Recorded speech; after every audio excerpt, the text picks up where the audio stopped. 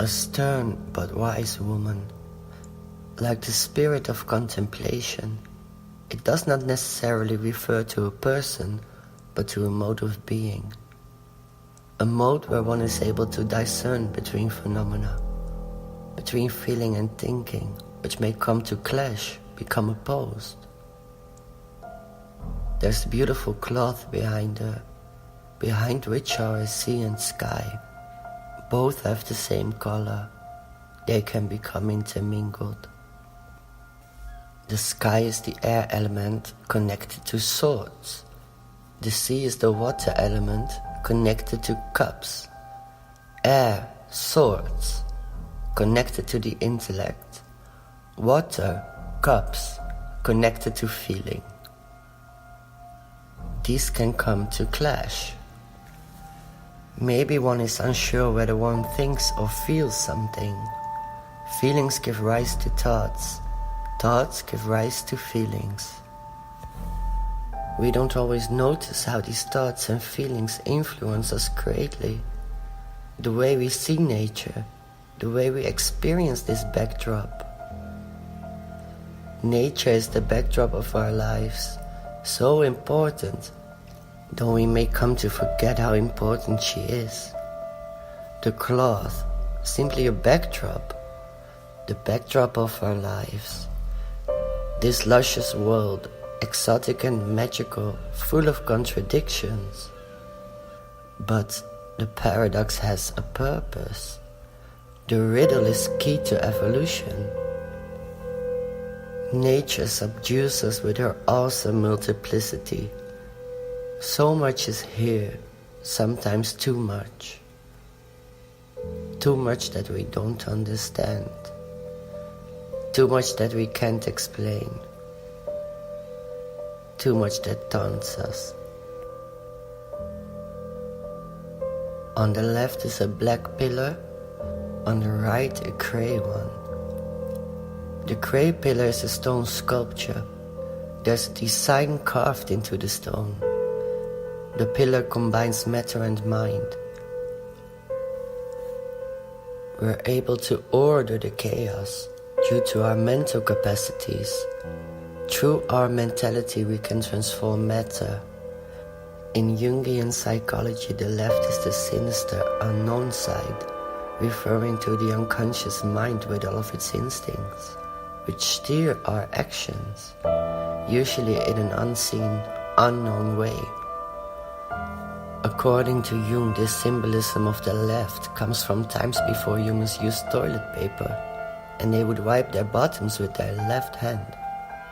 Thus, the right hand was reserved for introducing oneself, to make oneself known to another. The hand that was more hygienic to shake than the left one, the unknown one. The left side refers to something very animal, defecating, something banal and mundane, while the right side refers to the sublimation of human beings, to the spiritualization of matter. We spiritualize the primeval, come up with rituals to control our fear of the unknown. As humans, we build bridges between the world of beasts and angels, chaos and order, matter and mind. The black refers to the darkness of night, which harbors much uncertainty, especially before there were lights available everywhere. In the forest, it's getting dark. Fear starts creeping in. Images from inside of the mind start to take on form in the darkness. Dreams are materializing. Reality can be a nightmare, especially if we are incapable of understanding. The black pillar, darkness, the uncertainty like chaos can be dangerous. But even the light is not all gold that glitters. There's not much white in the picture, but the cross is fully white. The light, containing all color, it brings warmth and life to the earth. However, too much light and we are easily blinded. We cannot see anymore. In this way, light is much like darkness. So we see, The light needs to be balanced by darkness. Knowledge has been called a light, a fire in which foolishness evaporates.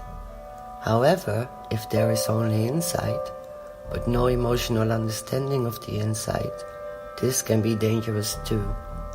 One may be so overpowered by this insight or information that it can become hard to cope with it. If all truth is suddenly exposed, if you were suddenly omniscient, this would become a downfall. The universe is beautiful, but there is also a lot of pain in the world, heartbreaking suffering. If my whole being, my mind, is illuminated at once, I would probably lose my mind, lose the ability to oversee it all. Let's imagine all of this darkness is lit up, laid bare. Do you know what you will observe? Be careful. Maybe we would be blinded by our most chanterai memories. Maybe we would be shocked by our own secrets even to ourselves. That's why a numinous experience is something awe-inspiring. Wonder and awe, ecstasy and horror, these go hand in hand. The experience can be overpowering, for sure. The grey pillar is a symbol for the coming together of opposites. For example, black and white. Black, a sponge of light, while white absorbs none. In this way, black and white are opposites, or complements, forming a spectrum, which we may make into a symmetry by way of contemplation. If I'm only able to think in black or white, I may forget there are other hues, other shades, 50 shades of grey even. The pillar combines matter and mind, chaos and order, black and white. If the grey pillar had been white, there would be a black and white pillar, implicating some sort of strict duality, which is not the case now. We have the black pillar, white cross, and grey solution to the problem of opposites. Bringing them together, examining them, see how they are related and how they give rise to one another. The high priestess is in contemplation, thinking about how she can balance these opposites. How can she stay in control of her feelings by way of thought? While not identifying with her thoughts so much, it disables her from actually feeling something, experiencing anything.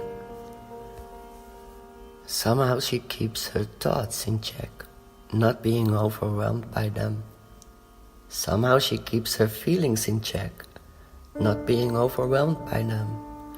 This is her strength, balancing thinking and feeling. By sensing and intuiting, she finds the right balance, the middle way, a path between extremes.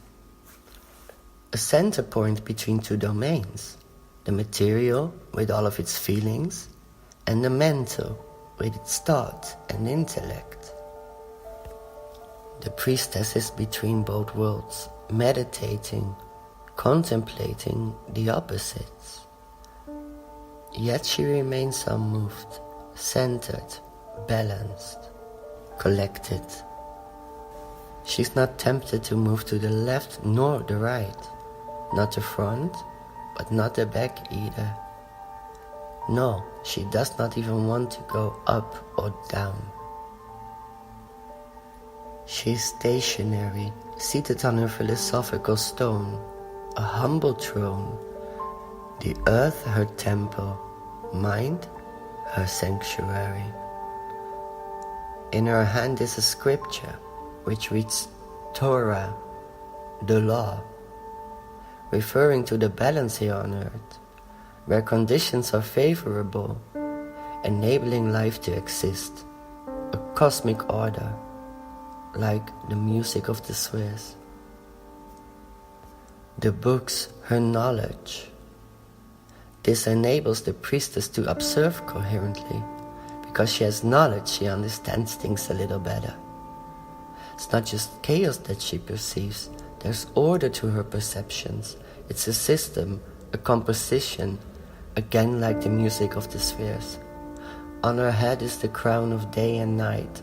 In Wicca, this symbol refers to the cycles, the cyclical nature of nature, enabling us to predict, to come up with formalizations of intuitions like time. In ancient Egypt, this crown was known as Hathor's headpiece, made up of two components. A sun disk, giving off light, which renders everything visible. We may sense it, yet can never hold it in our hands. The Ura Eos, representing Lower and Upper Egypt, representing two goddesses, a snake and an eagle, one close to the earth, the other in the sky. They are connected, made to connect, on the crown worn on the head. The mind, wearing a crown, symbolizing her holy marriage. Yeah, the priestess has been crowned by insight. She is master of her insights, not swept away by them, not dominated at all. She's aware. All opposites she weaves into a beautiful cloth.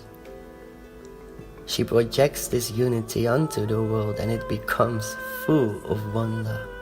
She realizes the cloth behind her may take on any shape, any pattern, any phenomenon, but it's just one weave. A confused and entangled mess may be separated inside of the psyche, separated and recombined, solve et coagula. We may recombine the primordial into a more graceful, useful, and less scary mass. The priestess gracefully takes responsibility for her knowledge. She's like the embodiment of Sophia, the wisdom of God, some sort of divine wisdom people seek when they embark on a spiritual quest. The high priestess mediates between thinking and feeling. Her knowledge enables her to discern between phenomena, while her feelings enable her to connect to them. She has integrated the knowledge she has read in books and scriptures and has connected it to her own experience. By way of self-reflection, meditation, and contemplation, her knowledge has become wisdom.